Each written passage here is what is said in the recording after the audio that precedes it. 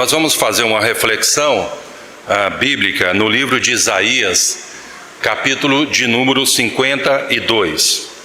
O livro de Isaías, capítulo 52, nós vamos ler do versículo de número 1 até o versículo de número 7. E em reverência à palavra de Deus, eu gostaria de convidar os irmãos a se colocarem em pé mais uma vez. Eu vou estar lendo os versos ímpares e eu gostaria de convidar os irmãos a lerem os versos pares. Os irmãos mantenham a Bíblia aberta. Aqueles que estão com seus smartphones, coloquem em modo avião e vamos acompanhar a leitura do texto. Desperta, desperta, reveste da tua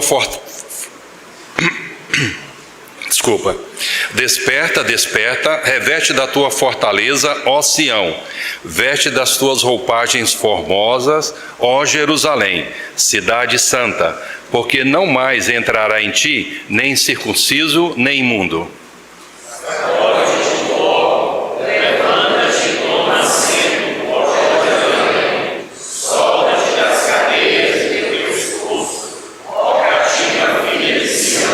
Porque assim diz o Senhor: por nada fostes vendidos, e sem dinheiro sereis resgatados.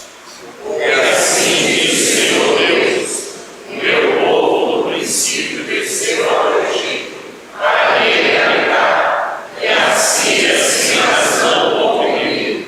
Agora, que farei eu aqui, diz o Senhor, visto ter sido o meu povo levado sem preço? Os seus tiranos sobre ele dão uivos, diz o Senhor, e o meu nome é blasfemado incessantemente todo dia. Por isso meu povo saberá o meu nome, portanto naquele dia saberá que sou eu quem fala, eis-me aqui. Que formosos são sobre os montes os pés do que anuncia as boas novas, que faz ouvir a paz, que anuncia coisas boas, que faz ouvir a salvação, que diz a Sião: o teu Deus reina. Oremos. Pai, nós nos colocamos diante do Senhor e para agradecer porque podemos estar num dia tão belo e tão bonito, pela tua misericórdia, reunidos como corpo de Cristo para adorá-lo. Temos adorado o Senhor através dos cânticos, temos adorado ao Senhor através das orações. Agora queremos adorá-lo através do conhecimento da tua palavra. Abra nossa mente, abra o nosso coração para entender aquilo que o Senhor requer de cada um de nós. A mim, eu quero ser simplesmente mensageiro do Senhor, para que na exposição da tua palavra eu seja fiel a ela. E também, refletindo mais uma vez, saia daqui desafiado e motivado a cumprir a missão que o Senhor tem dado a cada um de nós. Deus, eu peço também a tua bênção sobre todos nós que estamos aqui reunidos, para que os nossos pensamentos se mantenham, se volte para esse ambiente onde queremos ouvir o Senhor falar. Que não haja nenhuma movimentação desnecessária, nenhum pensamento que venha nos distrair, porque queremos glorificar o nome do Senhor através dessa meditação. Em o nome de Jesus, amém. Amém. Os irmãos podem se sentar. Aqui o relato desse texto está retratando uma realidade de um contexto de guerra. A realidade de um contexto de guerra é natural que são dois povos, ou mais do que dois povos, lutam para buscar uma vitória, para buscar novas conquistas, terem mais poder. Certamente na geração que nós estamos vivendo, nós não tivemos, e desejo eu e almejo que nunca tenhamos uma experiência de viver um país em guerra. Temos as nossas lutas internas, os nossos conflitos políticos, os nossos conflitos ideológicos, mas um contexto de guerra é um contexto de muito sofrimento. A realidade retratada aqui é justamente a realidade de guerra. E a expectativa dos dois povos que lutam é uma expectativa de que em algum momento o mensageiro possa chegar para aqueles que ficam na retaguarda, alguns poucos soldados que ficam atrás das muralhas, os mais idosos, as mulheres, as crianças, possam ver alguém correndo. Porque é certo que nesse contexto não havia as tecnologias que nós temos hoje, acompanhar uma guerra em tempo real ou mandar uma mensagem pelo WhatsApp e assim a gente dá informação em tempo real do que está acontecendo. Então os soldados que ficavam de trás da muralha ficavam olhando para ver se algum soldado pudesse vir em direção a eles e trazer uma notícia. A expectativa é que fosse uma notícia e uma boa notícia dizendo: o rei está vencendo. Se essa fosse a notificação, o pessoal aquietaria um pouco o coração, havia um momento de celebração e de alegria. Por outro lado, se o soldado correndo e fosse em direção à cidade que estava por detrás da zona de combate, dizendo que o rei está perdendo a guerra, haveria muita aflição, muita angústia, porque cada pessoa deveria então juntar tudo que poderia juntar e correr e fugir o mais rápido possível, porque passando pelos soldados, o próximo passo é invadir a cidade. Aí tem todo tipo de atrocidade, todo tipo de violência, todo tipo de matança e conquista dos bens que são deixados. E certamente muitos vão morrer, muitos vão sofrer.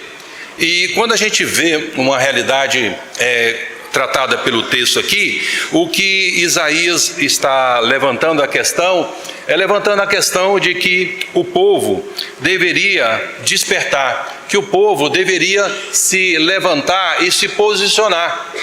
Ao dizer que eles deveriam despertar, é porque quando nós olhamos na trajetória histórica no Velho Testamento, o povo de Deus, eu tenho dito que o povo de Deus vive como batimentos cardíacos, né? O sobe e desce, o sobe e desce. O momento que está próximo de Deus, certamente Deus estava dando a vitória sobre os inimigos e eles avançavam e a graça de Deus sempre abundante, a bênção de Deus transbordava sobre o seu povo e eles iam caminhando na direção da terra prometida. Mas quando o povo começava a modelar e abrir e negociar os seus valores, os seus princípios, e aí havia as derrotas, aí havia os aprisionamentos, aí havia um momento onde eles eram então aprisionados e sofria muito. Quando a gente vê uma condição como essa, e falando que eles eram aprisionados pelos assírios, os assírios é a região hoje conhecida por nós como a Síria e também como o Iraque.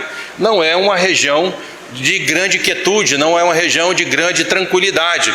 É um povo de guerra, é um povo de regiões bastante conflitantes. Até pouco tempo, alguns que acompanharam a mídia viram que vários grupos radicais estavam lutando para tentar derrubar o governo da Síria, o Bashar al-Assad, e foi de fato o que aconteceu. Então o país se tornou um período, e ainda está num período de instabilidade, como também tem acontecido no Iraque. Hoje é um país desgovernado.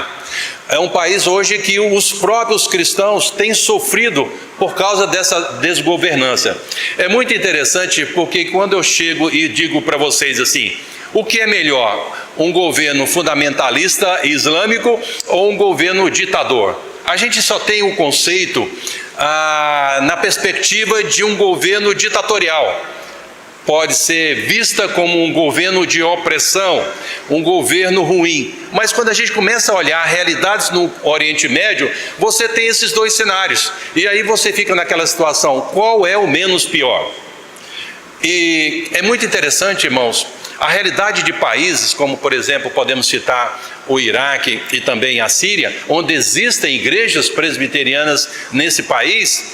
Por incrível que pareça, esses governantes no Iraque, o Saddam Hussein, agora já morto, e o Bashar al-Assad já não estando mais no país, estando agora na Rússia, são governos conhecidos como ditadores. Mas na perspectiva do cristão, nessas localidades, é menos pior para o cristão viver nesse sistema de governo do que do fundamentalismo islâmico. Então, quando esses governos desabaram, os vários segmentos islâmicos começaram a brigar e perseguir os cristãos com mais força, e isso tem trazido uma instabilidade e uma insegurança. Então o que a gente vê nesse cenário aqui, nesse contexto de guerra, é justamente Isaías trazendo para o povo, dizendo: olha, existe um Deus que governa a vida de vocês, um Deus que tem boas intenções, um Deus que guarda o seu povo, abençoa e dá vitórias sobre os seus inimigos. Mas não adianta somente vocês terem o conhecimento ou a informação de que existe um Deus. Vocês precisam ter uma postura diferente da vida.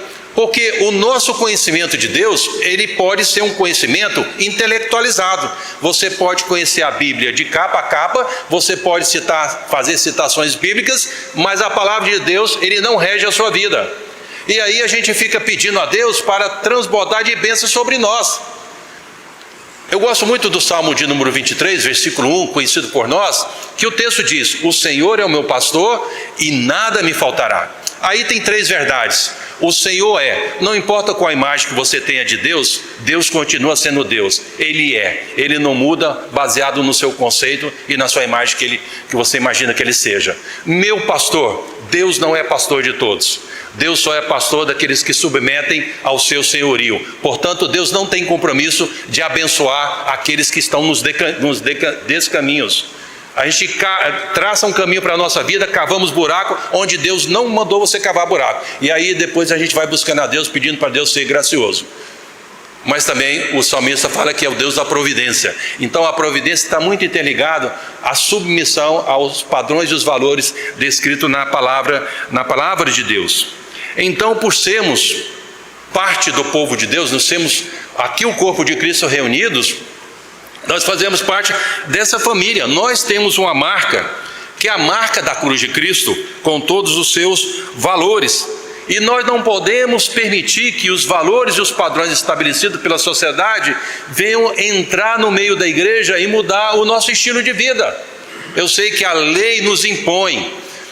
Hoje a pressão da ideologia de gênero, hoje as brigas e os conflitos políticos. Eu estava lembrando que certa vez no auge das eleições, eu estava conversando com um grupo mais ou menos de umas 6 pessoas, e nenhum deles eram cristãos, e ali eles estavam fazendo seus posicionamentos políticos, e eles me disseram: qual é o seu partido? E por um instante eu parei, pensei e disse: olha, eu não tenho partido.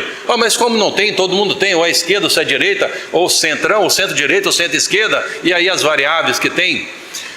Ela falou: mas então o que você pensa sobre isso? Eu falei: não, eu não tenho partido, eu tenho valores e princípios. E o que vai reger a minha vida é os valores e princípios descritos na palavra de Deus. Então, quando eu sou obrigado e tenho que votar, fazendo a prática da cidadania, então quando eu apertar o botão ali, eu quero identificar com a pessoa que está mais próximo dos meus valores e princípios. Então a igreja ela tem que nortear a sua história baseado nos padrões e princípios. E quando a gente vê a trajetória do povo de Deus, a gente vê que essas variações, e aí eles começavam a negociar esses valores. Então o que a gente vê no verso 11 e 12, fala: olha, Isaías está falando assim, saiam do meio deles, sejam pessoas puras, se posicionem. E é diante desse cenário que a gente vai ver que Isaías vai retratar uma realidade do qual a expectativa que eles teriam que ter enquanto povo de Deus. E dentro desse texto, o que Deus espera de nós? E aqui eu quero construir 3 cenários para que a gente possa refletir o que Deus requer de nós. No verso de número 1, nós vamos ver Isaías fazendo um desafio. Desperta, desperta, reveste da tua fortaleza, ó Sião, veste das tuas roupagens formosas, ó Jerusalém, cidade santa, porque não mais entrará em ti nem circunciso, nem mudo. Então aqui a gente vai ver que Deus nos chama para nós nos posicionarmos. Não podemos ser crentes fajutas, ou mesmo falso, ou falsificado, ou mal feito. Aqui Isaías está desafiando eles a despertar e vestir, a acordar e dar o próximo passo. Ele usa a expressão de formosas, né? Essas vestiduras esplêndidas, essa ornamentação. Então Isaías está desafiando a essas pessoas a adornarem, a ornamentarem, mas para quê? Para que Isaías está falando para eles adornarem, para eles despertarem e ter essas roupas esplêndidas? É para refletir a grandeza e a majestade de Deus. Irmãos, o que Isaías está dizendo é a gente nos colocar e nos posicionar e termos uma conduta diferente nesse mundo. A nossa roupagem não é uma roupa bonita e cara, não é esse o conceito, mas é a nossa conduta de vida, deve refletir a grandeza de Deus. Devemos mostrar através da nossa vida, da nossa história, o mundo, a glória de Deus. Nós somos povo de Deus, eleitos, nação santa, para refletir a excelência moral, o caráter de Deus. Não é assim que diz 1 Pedro capítulo 2, versículo 9 e 10, vós porém sois raça eleita, sacerdócio real, nação santa, povo de propriedade exclusiva de Deus. Alguns colocam ponto final, mas o texto continua, a fim de. Então nós somos eleitos de Deus a fim de proclamardes as virtudes daquele que vos chamou das trevas para a sua maravilhosa luz. A expressão virtude tem um significado, a excelência moral, o caráter de Deus. Então nós somos eleitos para proclamar ao mundo o caráter de Deus, a glória de Deus. A igreja tem essa responsabilidade, cada um de nós temos a responsabilidade. Essa igreja, ela tem que ser a luz na cidade, ela tem que ser a luz nesse bairro, o farol. As pessoas quando olham para você, você que foi impactado e tem a marca dos valores da cruz de Cristo, onde você anda, nos seus relacionamentos, no trabalho, na escola, na faculdade, no hospital, no supermercado, enfim, em todo o segmento da sociedade, você tem que refletir essa majestade, a glória de Deus, através da sua vida. Por que Isaías está falando? Para não entrar mais, e aí ele fala para o povo aqui, não entrar mais em ti, e circunciso, e também o imundo, aqui podendo ser também um impuro no sentido religioso, os estrangeiros, os invasores, as pessoas que vão invadindo, estavam invadindo a cidade do povo de Deus. E aqui a gente pode também fazer os ajustes aos invasores que entram no meio da igreja. Ao invés da igreja que somos nós, não estamos falando de estrutura física, mas de pessoas, ao invés de nós influenciarmos essas pessoas, a gente começa a ser influenciado. Começamos a negociar os padrões e os valores da sociedade. Então essas pessoas são qualificadas como incircunciso, como pessoas impuras. Isso se refere a lábios, aos ouvidos e também ao coração. Já no Novo Testamento, voltado mais ao coração. Então no contexto da lei do Antigo Testamento, a pessoa imunda, a pessoa incircuncisa significa essa pessoa é inapropriada para estar na presença de Deus. Então o que Isaías está falando, olha, tenha um entendimento. Essas pessoas que estão invadindo e que estão modelando os seus valores, os seus princípios, elas são inapropriadas, elas não são respeitadas, não são consideradas por Deus, porque o estilo de vida deles não são os padrões estabelecidos pelo Senhor para o seu povo. Então esses ímpios não terão participação na cidade de Deus. Então, o que Isaías apresenta é esse desafio de posicionamento. Nós precisamos definir quem nós somos e para que nós estamos nesse mundo. Nós não estamos nesse mundo para fazermos relações públicas. Nós estamos nesse mundo para darmos ultimato. É o Deus presente, o único caminho, a única verdade e a forma da pessoa aproximar-se de Deus é através da cruz de Cristo. Não existe atalho. E o que a gente vê, Isaías fala assim, que olha, vocês se posicione. Enquanto vocês estão caminhando para a terra prometida, vocês vão ter vários povos, com vários pensamentos, com vários deuses, mas mantenham-se firmes nos seus valores e nos seus padrões, e sejam influentes. Mas os povos, o que acontecia? Eles negociavam, e o pior é que quando eles eram aprisionados, o aprisionamento era muito difícil, porque não era simplesmente colocar numa cela, Ele pegava até mais os mais valentes, eles cortavam a orelha, cortavam o nariz, puxava a língua e cortava a língua. Pegava uma madeira pontiaguda, enfiava no umbigo e perfurava até dar hemorragia, a pessoa morrer com hemorragia. E ainda para agravar a situação, veja que no versículo 5, que o texto diz: agora que farei eu aqui, diz o Senhor, visto ter sido meu povo levado sem preço, os seus tirando sobre ele dão uivos. A expressão de uivos é de gritos, ainda de massacrar fisicamente, ainda havia um massacre emocional, gritavam. Ninguém gosta de alguém gritar e falar muito alto, porque não soa muito bem, traz incômodo. E aí esse que aprisionava, esses assírios, falou assim: olha, esses valentes de vocês já estão aqui, ó, não pode fazer mais nada. Então trazia também a essa instabilidade emocional. Era um sofrimento terrível para o povo. Então a gente precisa tomar uma decisão, quem nós somos. Irmãos, nem todos que estão na igreja são convertidos ao cristianismo.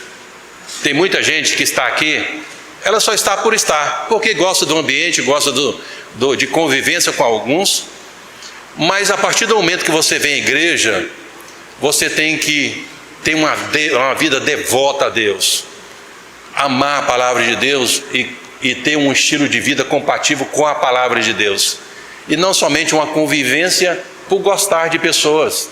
Essas pessoas convertidas não vão te dar acesso a Deus. No dia eterno, a única marca não é a marca do que está do seu lado, mas é a marca que está no seu coração, é o caminho da cruz. Segundo, nós vamos ver que Isaías, no verso de número 2, diz: sacode, diz o texto, sacode do pó, levanta-te, toma assento, ó Jerusalém, solta-te das cadeias do teu pescoço, ó cativa, filha de Sião. Então ele está nos desafiando para nós nos libertarmos daquilo que nos prende. Israel andava vagando entre as nações durante muito tempo como um povo banido, porque justamente eles começaram a criar os seus próprios caminhos, andando nos descaminhos. E era muito comum entre os judeus, quando eles andam em terras entre povos, conhecido como pagãos, eles fazem um ritual. Você vê aqui a expressão de sacudir o pó da sandália. Então o que eles faziam? Eles saíam desses povos, aí eles pegavam a sandália e batiam uma sandália na outra, esfregava. Para quê? Porque quando ele andava nesses lugares, a terra ia grudando na sandália. Então simbolicamente eles acreditam de que ao bater, ao limpar, quando eles chegam no meio do povo de Deus, então essas impurezas não vão ser transferidas para lá. Não é assim? Quando, por exemplo, você vai na praia, por exemplo, de Olho d'Água ou Araçagi, aí você sai do carro, você anda na areia ali, a areia vai moldando os seus pés ali com um pouco de areia, você entra na água, e aí você toma o seu banho. Quando você sai molhado, você pisa na areia, o que acontece? A areia molda os seus pés. Você calça a sandália e molda também a sandália que está ali, fica molhada. Aí você vai em direção ao carro, aí o dono do carro já começa a olhar para você. Será que ele vai parar e vai limpar os pés, ou vai pisar cheio de areia dentro do carro? Depois você vai gastar dinheiro para fazer a limpeza. Então a gente fica de olho, porque você não quer trazer também a areia para dentro do carro, porque vai sujar o carro. Então, quando a gente vê o texto retratando pelo fato do povo estar vagando entre as nações, então simbolicamente a ideia é que também eles começaram a trazer as impurezas, os valores e os padrões que aqueles outros povos tinham como estilo de vida. Então o povo de Deus estava vivendo como verdadeiros prisioneiros, com ataduras no pescoço, verdadeiros zumbis. Então Israel tinha uma longa história de rebelião contra Deus e os seus cativeiros resultantes da desobediência. Então tem coisas que nos moldam e nos prende e nos impede de ter uma relação com Deus, e é o que Isaías está dizendo. Tem coisas que estão prendendo vocês, estão obstaculando a sua relação com o Deus que tirou do Egito. Gente, eu fico tentando imaginar, é muito comum quando eu leio a Bíblia, eu sei que isso é só uma visão hipotética, mas eu tento, se eu pudesse fazer isso, transportar no tempo. Eu lembro que tinha um filme na televisão que era Túnel do Tempo. Na minha época, talvez o pessoal aí depois dos 50 a mais deve lembrar isso aí. Então o Túnel do Tempo, você ia e de repente você aparecia em algum momento na história. E você via os cenários das coisas que estavam acontecendo. E quando eu leio a Bíblia, eu tento imaginar cenários como esse. Eu falei, gente, não é possível, né? Eu do lado de cá, na minha geração, não é possível. O pessoal viveu ali no Egito, sofreu, foi aprisionado, foi escravo. O povo zombava dele. Aí o que Deus fez? Mandou as pragas, deu vitória ao povo, trouxe eles para o deserto, eles passam no meio do mar, Deus abre o mar, eles passam, Deus vai dando a providência, vai conduzindo para a terra prometida, e vários outros milagres acontecendo. Falei, gente, mas esse povo de Deus é muito sem noção, ou muito sem memória, esquece muito rapidamente dos feitos de Deus, do poder de Deus e da grandeza de Deus. Será que eles perdem na história, né?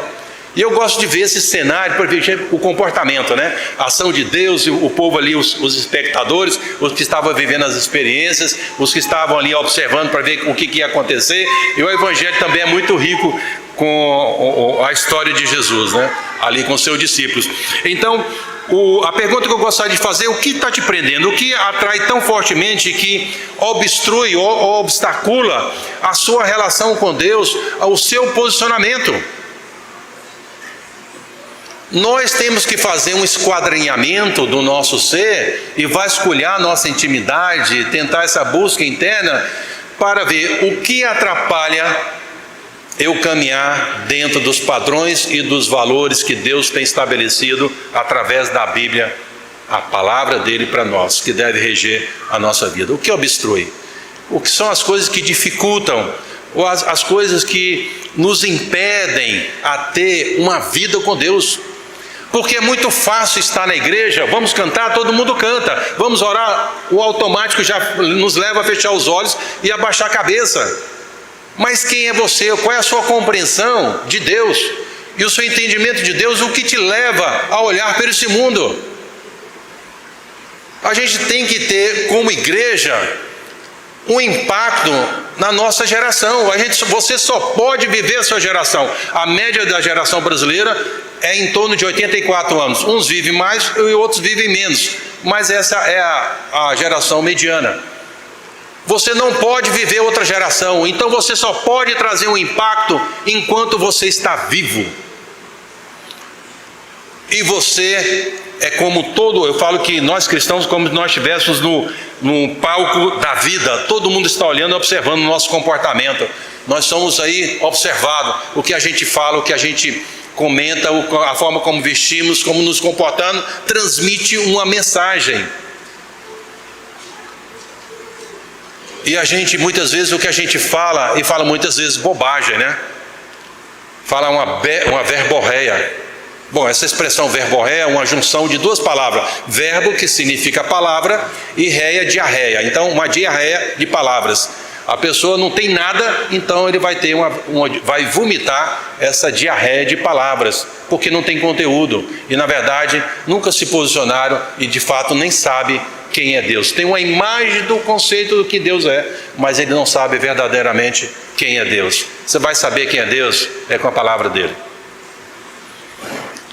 Então, o que nos obstacula essa relação com Deus e entender o que Ele requer de nós como povo de Deus? E terceiro, o verso de número 6 diz: por isso o meu povo saberá o meu nome, portanto naquele dia saberá quem eu sou, quem fala, eis-me aqui. Então Deus está dizendo: portanto o meu povo saberá o meu nome, portanto saberá naquele dia quem eu sou, quem eu falo, eis-me aqui. Porque o problema é que, pelo fato do povo de Deus estar aprisionado, os inimigos começavam a zombar. Olha, vocês não falam tanto que Deus existe? Você não fala tanto que Deus dá vitória, e os relatos históricos não falam que vocês foram libertos do Egito? Cadê o Deus de vocês? Onde está o Deus de vocês? Aí os seus valentes estão aprisionados. Cortamos a orelha, cortamos a língua, cortamos o nariz, perfuramos. Cadê os valentes de vocês? Cadê o Deus de vocês? Então isso piorava a situação. Não é assim? Quando a gente está passando por adversidade na Bíblia, a gente fala tanto sobre Deus, e aí onde Deus está? Onde Deus está? Irmãos, a maior bênção que podemos ter e a maior alegria que fundamenta os nossos valores é saber que um dia, estando mortos nos nossos delitos pecados, o que Deus fez? Deu o sopro da vida, como relata em Efésios capítulo 2, versículo 1. Nós estávamos mortos nos nossos delitos e pecados. Então a alegria da salvação é a maior celebração, é a maior vitória. Agora a adversidade é a certeza que Deus se faz presente e Deus abençoa o seu povo, abençoa aqueles que estão no caminho. Então a gente precisa saber quem é Deus. E ele fala, eis-me aqui, né? Então falou Deus a Moisés e lhe disse, em Êxodo capítulo 6, versículo 2, eu sou Jeová. Então o eu sou que nos dá a vida eterna, o eu sou que nos abençoa, o eu sou que nos dá a providência do dia a dia, o eu sou que fundamenta os nossos valores até o dia eterno, e o eu sou que no dia eterno vai enxugar a nossa lágrima. E o eu sou no eterno, todos os povos, pessoas de várias línguas, de várias nações, estarão diante do Senhor e dirão, santo, santo, santo é o Senhor. Então, por sabermos quem é o nosso Deus e a mensagem que isso implica no nosso envio, aonde que formos, devemos transmitir a mensagem da salvação. Onde você vai? Para de olhar para si mesmo. Para de olhar achando que o universo conspira com você e que você é a única pessoa que está passando problema. Gente, depois que eu passei dos 50, eu descobri algo que eu só ouvia falar. Tantas coisas, né? Eu cheguei à conclusão que muita coisa dói e muita coisa não funciona. A saúde da gente, né? Você vai começando a ter algumas limitações, né? E aí descobriu que o meu grande companheiro da vida é o kit remédio e o plano de saúde. Tudo dói, o que não dói não funciona. Se eu começar a olhar por todos os problemas que a gente enfrenta, você não faz mais nada. Você se isola desse mundo, fica escondido na sua casa. Mas, enquanto você ainda está respirando, vai. Enquanto você está respirando, avança. Enquanto você está respirando, expanda a glória de Deus nesse mundo, irmãos. Nós temos uma missão nesse mundo de estender a glória de Deus. O mundo tem um vazio que só pode ser preenchido com a graça abundante de Deus através de Cristo Jesus. Nós, como corpo de Cristo, nós temos essa resposta. E é diante desse cenário, a expectativa aqui retratada por Isaías, né, mostrando que, fazendo essa analogia de alguém correndo, de alguém pisando, e que as pisaduras estavam deixando marcas, ele aponta o versículo de número 7 dizendo, que formosos são sobre os montes os pés dos que anunciam boas novas, que faz ouvir a paz, que anuncia coisas boas, que faz ouvir a salvação, que diz a Sião, o teu Deus reina. Então o cenário de guerra e a expectativa do povo que ficava por trás das muralhas é olhar e ver alguém correndo para trazer as boas novas, a salvação, a vitória de Deus sobre os inimigos. Nós precisamos ter pés formosos que vão gerar uma história na vida de muitos. E eu gostaria de deixar uma aplicação baseada nesse texto que nós refletimos nesse momento. Estamos refletindo nesse momento. Primeiro, pensando que os nossos pés devem deixar marcas que vão perpetuar história na vida das pessoas. Primeiro, as nossas pegadas não devem deixar para trás mensagens iguais daquelas que procuram cargos políticos dentro da nossa igreja ou dentro da nossa denominação. Alguém que olha para você, ele foi professor de escola dominical, foi superintendente, foi diácono, foi presbítero, ou assumiu algum cargo na denominação. Será que quando alguém olhar e o legado que você vai deixar é cargos, é um currículo de cargos? Qual é o currículo de marca na vida de pessoas? Essa é a maior marca, esse é o maior currículo. É pessoas que andam e nas suas pisaduras vão deixar marcas que vão perpetuar na história de pessoas. Segundo, as nossas conversas atuais em corredores e bastidores não devem destacar quais serão as pessoas que estarão nos cargos da nossa denominação. Ao sairmos, por que nós não debatemos, por que nós não dialogamos sobre estudo bíblico, sobre a reunião de oração, sobre a pregação em um sermão? Por que a gente não investe em tempo, em valores, em diálogos fundamentados na palavra de Deus? Porque quando nós estamos uns com os outros, devemos gerar vidas uns aos outros. Como diz o Salmo de número 133, como é bom viverem unidos os irmãos, né? Fala da barba de Arão, fala do orvalho do Hermon, ali naquela cadeia de montanhas, o gelo em cima. Quando há o degelo, o que o degelo faz? Ele se torna água, ele vai descendo na cadeia de montanhas. E o que acontece? Ele vai irrigando a terra, e ao irrigar a terra, vai germinar a vida, vai germinar a planta, e no pé da montanha fica fonte de águas, bolsões de água. Então, o que Isaías está fazendo essa comparação, que quando nós estamos uns com os outros, nós devemos gerar vida uns aos outros, nós devemos irrigar a vida uns aos outros. E em nossa volta deve ter bolsões de água vida, que vão transformar a vida das pessoas, que vão dar vida a outras pessoas. Então nós estamos inseridos nesse mundo como ornamentados, como fazendo parte de uma realeza de Deus. Essa parte da majestade de Deus é mostrar verdadeiramente o que está dentro de nós. E terceiro, os nossos rastros nas redes sociais devem definir onde está o nosso coração. Como tem sido a sua postagem? Há um despejar de lixo nas redes sociais. E há muito diarreias virtuais. A média do brasileiro é em torno de 5 a 6 horas por dia. Quanto tempo que você dedica à leitura da Bíblia? Diariamente. Uma vida de oração. E depois dizemos que não temos tempo. Você tem tempo, porque todas as pessoas que foram influentes na história tiveram 24 horas como você e como qualquer um outro. Quando você não tem uma vida devota a Deus, você está dizendo, isso para mim não é prioridade. É prioridade eu ficar no Facebook, ou no Twitter, agora X, né? Ou Instagram, ou entre as outras plataformas, ou TikTok, por exemplo. Dedicamos um tempo ao smartphone. É uma grande ferramenta que globaliza as nossas comunicações, fantástica, tem sido uma bênção muito grande, mas também tem sido um instrumento do mal no meio da igreja, que as pessoas criaram um mundo e um universo nela mesma, e ao usar o potencial da ferramenta para estender a glória de Deus, as mensagens do reino de Deus virtualmente, fica despejando lixo nas redes sociais. Eu participo de vários grupos, a maioria deles eu nem pedi, me colocaram. É um despejar de lixo virtual. Eu fico pensando que além de converter o nosso coração, a gente precisa converter o nosso dedo, né? A gente acorda pegando o telefone e vai naquela transmissão. E aquelas outras coisas que eu morro de raiva, o tal do bom dia, meu Deus do céu.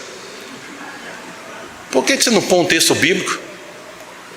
Por que você não põe uma mensagem para compartilhar? Se você ama alguém, por que você não dá o melhor? O melhor que você pode dar para alguém que você ama é os valores do reino de Deus, da palavra de Deus. Eu estava conversando com uma diretora para a América Latina de uma grande multinacional. Ela trabalha na área de recursos humanos. Eu falei, como é que você faz o processo seletivo das pessoas que vão trabalhar nessa sua empresa. Porque normalmente o homem, né, faz a barba, arruma o cabelo, veste uma roupa melhor, a mulher vai no salão, também cuida dela, vai de forma bem apresentável e tudo. Falou, não, a gente sabe que as pessoas já têm essa rotina. Mas eu tenho uma ferramenta muito mais eficaz do que essas. Eu falei, qual? Ela falou, as redes sociais. Eu falei, como? Eu falei assim, quando alguém vai querer entrar na minha empresa, eu só vou nas redes sociais, porque lá eu vou saber quem ela é, quais são os seus amigos, qual o tipo de postagem que ela faz, qual as postagens dos seus amigos fazem do que ela. Então ali, se ela é um lixo, eu vou saber que ela é um lixo lá, não na minha entrevista presencial. Aí eu fico pensando aqui, os colegas pastores, talvez a gente poderia usar essa mesma aplicação quando for receber membro da igreja, investigar as redes sociais. Também dos diáconos, dos presbíteros e também todo mundo. Porque ali a pessoa é o que ela é. Muitas vezes ele está transmitindo em verdades. E eu comecei a fazer essa aplicação para quem quer ser missionário da PMT também, viu? Achei muito interessante. A pessoa fala que ama a Deus, quer ir para o campo missionário, quer pregar o evangelho, mas nenhuma das suas postagens ele tem uma mensagem de evangelização. Nenhuma. Como é que ama a Deus? Você coloca lá o que você é, o que você tem dentro. Se você não tem nada, você vai colocar nada mesmo. Então queremos ver pessoas que deixam marcas. Vejam seus rastros. Não de cargos que assumiram durante a vida na igreja, e sim de pessoas que viveram refletindo o caminho da cruz de Cristo. Onde pisamos, deixamos marcas que se perpetuam. Qual é a marca da sua caminhada? Qual é a marca quando alguém olha para você, olha para o seu rastro histórico, o que ele vai ver? O que você está deixando? Não dos seus títulos na igreja, mas o impacto que você teve em vida de pessoas. Termino com um testemunho que eu vivenciei. Eu conversando com um soldado croata, e ali naquela região da Croácia, Sérvia, é uma região também de bastante tensão e de conflitos. E ele, como soldado, ele falou que ele estava no fronte de guerra, no bunker. E aí eu perguntei, quando você estava no bunker, você não tinha muita tensão, muito medo, muita preocupação ali? Porque qualquer hora você pode ser explodido, ou qualquer hora você pode levar um tiro. Você não tinha receio, não? Ele falou, não. O que eu tinha que ficar é atento o tempo todo. Eu tinha que observar se o meu inimigo estava ali perto. Eu tinha que monitorar, porque se ele chega perto de mim, ou eu mato ele, ou ele me mata. E se ele me matar, o próximo passo é ele chegar na minha família, nos meus amigos, na minha cidade, e toma a cidade. Então eu tenho que monitorar. Mas isso não trazia angústia para você? Ele falou, não. Não trazia angústia, eu não tinha tempo para me angustiar. Eu não podia, era relaxar e descansar. Aí depois de alguns segundos, ele para e fala assim, mas teve uma vez, até então eu não conhecia um pouco da história dele. Ele estava retratando ali a história dele. Mas teve um instante, e um dia que alguma coisa perturbou. Eu falei, era o seu inimigo ali? Não, não era um inimigo não. Falei, o que te perturbou? Era algo que estava dentro de mim, eu não conseguia entender o que estava perturbando dentro de mim. Alguma coisa estava me angustiando no meu interior, eu não conseguia ter resposta. Eu não sabia refletir o que eu poderia fazer diferente. E ele disse que por um instante ele olhou no chão, ele viu um papel no chão. E ele ficou, o que está escrito naquele papel? Ali na zona de guerra. Ele falou assim, eu não sei se eu vou lá, porque ele não poderia ligar a lanterna, porque se ele ligasse a lanterna, ele poderia posicionar para o inimigo onde ele estava, cada luz. Aí ele ficou muito curioso, ele falou assim, a única forma que eu achei de chegar naquele papel, eu deitar no chão e me arrastar e tampando a luz o máximo possível até chegar perto do papel. Quando ele falou que chegou perto do papel, ele pegou aquele papel e leu. Sabe o que estava escrito no papel? A minha paz vos dou. Ele se rendeu a Cristo numa zona de guerra, numa zona de combate, por um folheto que estava dizendo, a minha paz vos dou. Hoje, ele é um líder da igreja na Croácia. A família dele converteu ao cristianismo. O filho dele virou pastor. A gente não sabe, irmãos, até onde vai a mensagem do reino de Deus. Quando a gente vai levar o evangelho, para nós é um privilégio. Mas em muitos lugares, Deus já está lá. E eu tenho uma pergunta que eu não tenho a resposta até hoje. Qual foi o pé formoso que deixou aquele folheto lá? Eu não sei, ele também não sabe. Eu não sei se no dia eterno eu vou encontrar essa pessoa, mas certamente pessoas estão caminhando, pessoas estão deixando rastros, e rastros, sem muitas vezes a gente imaginar, estão transformando vida de pessoas. Os pés formosos vão deixar marcas. Quando alguém olhar a sua caminhada, qual marca que você vai deixar? Uma marca política ou uma marca que vai transformar a vida de pessoas? Pai, aplica a Tua palavra em nosso coração para nós não pecarmos contra o Senhor. Porque quando nós não praticamos essa verdade, nós estamos fora do caminho. Portanto, tenha misericórdia, traga-nos ao caminho. Traga-nos, ó Deus, em direção aos valores do reino do Senhor. E que enquanto estivermos nesse mundo, possamos estar vestidos pelas roupagens daquele que é o Rei dos Reis, que transforma vidas para a glória do Senhor. Em o nome de Jesus, amém.